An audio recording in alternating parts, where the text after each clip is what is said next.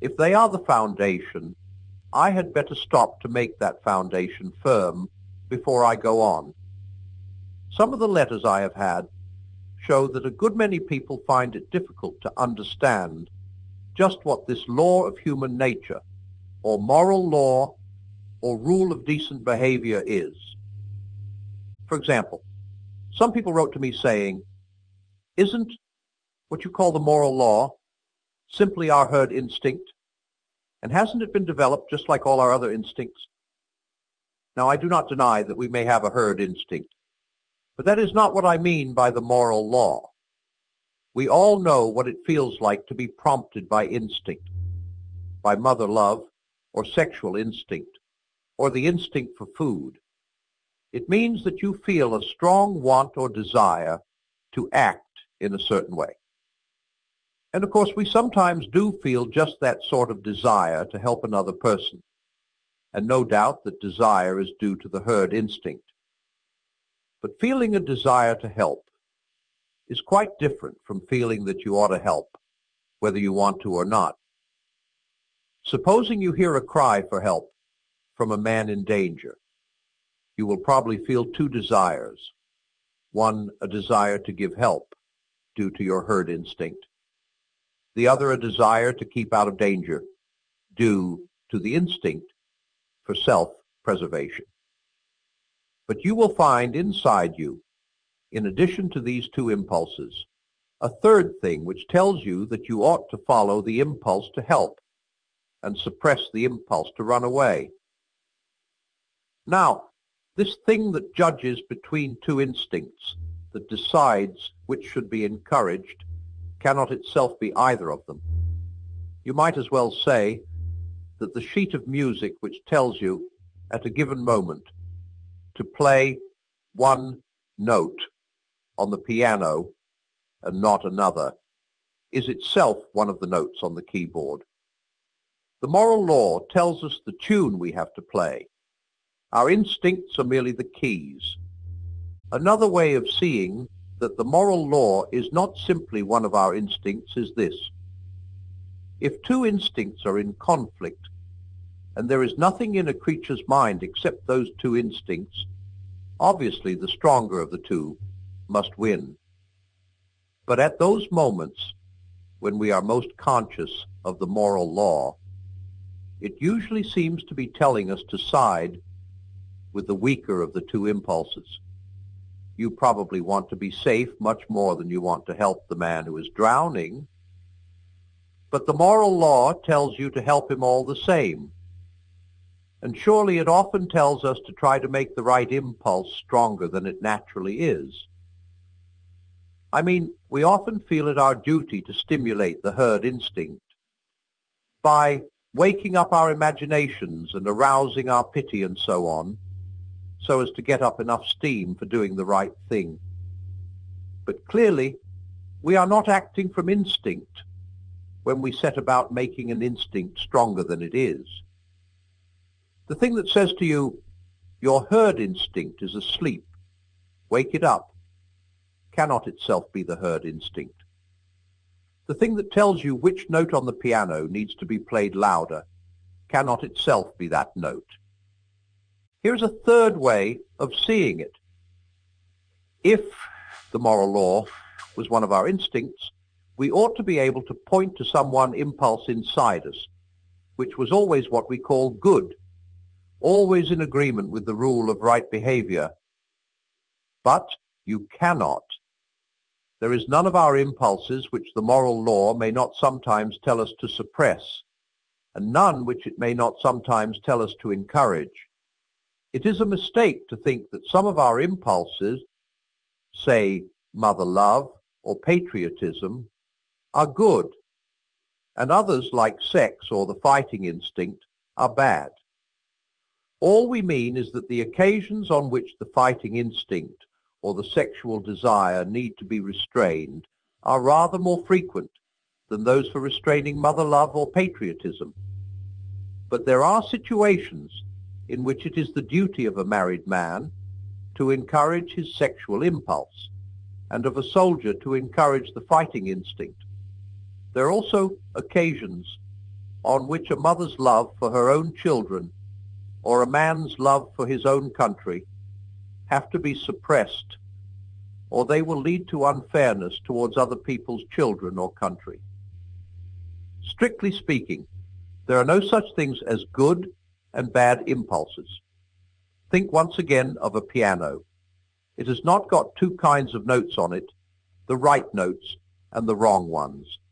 Every single note is right at one time and wrong at another. The moral law is not any one instinct or any set of instincts. It is something which makes a kind of tune, the tune we call goodness or right conduct, by directing the instincts. By the way, this point is of great practical consequence.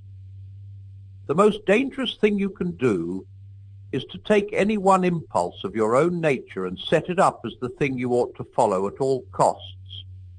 There is not one of them which will not make us into devils if we set it up as an absolute guide. You might think love of humanity in general was safe, but it is not. If you leave out justice, you will find yourself breaking agreements and faking evidence in trials for the sake of humanity, and become in the end a cruel and treacherous man.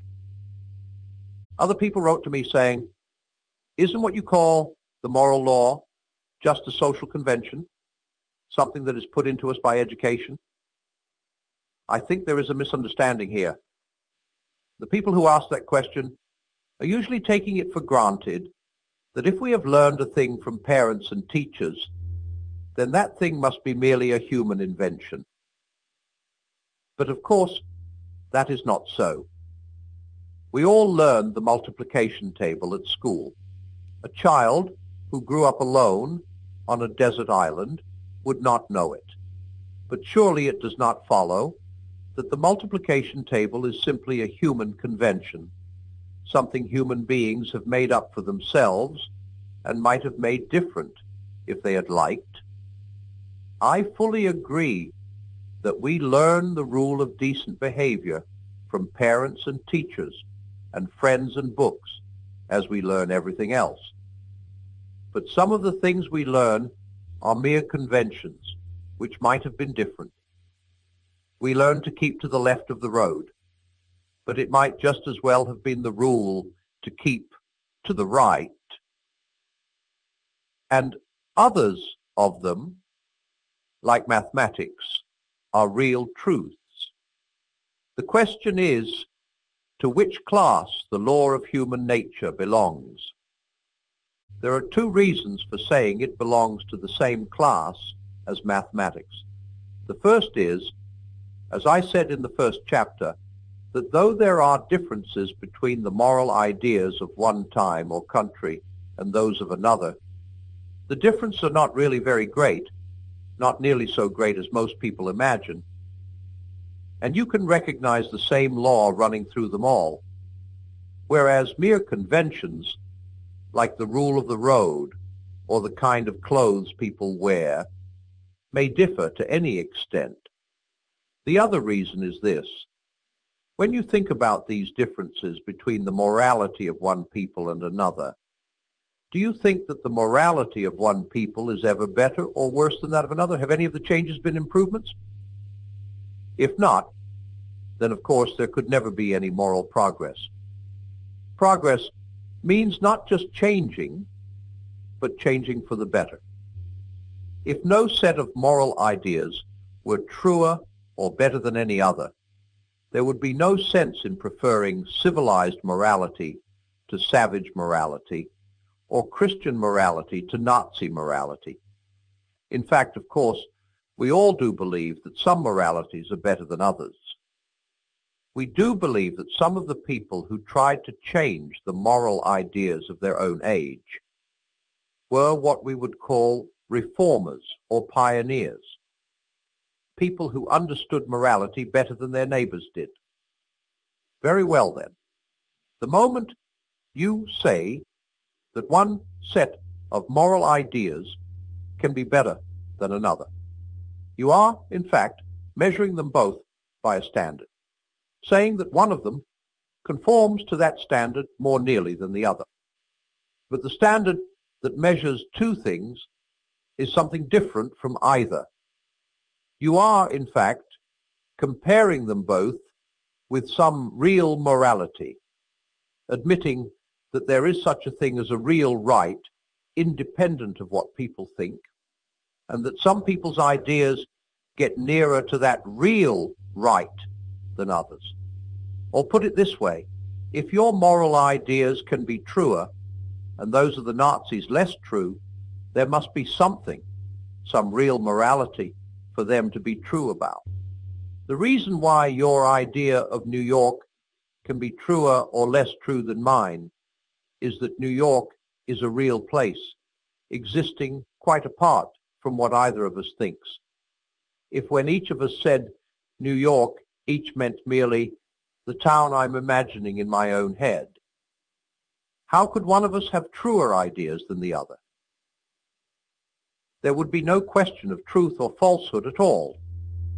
In the same way, if the rule of decent behavior meant simply whatever each nation happens to approve, there would be no sense in saying that any one nation had ever been more correct in its approval than any other.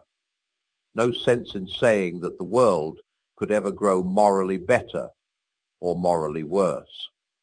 I conclude then that though the differences between people's ideas of decent behavior often make you suspect that there is no real natural law of behavior at all, yet the things we are bound to think about these differences really prove just the opposite. But one word before I end. I have met people who exaggerate the differences because they have not distinguished between differences of morality and differences of belief about facts.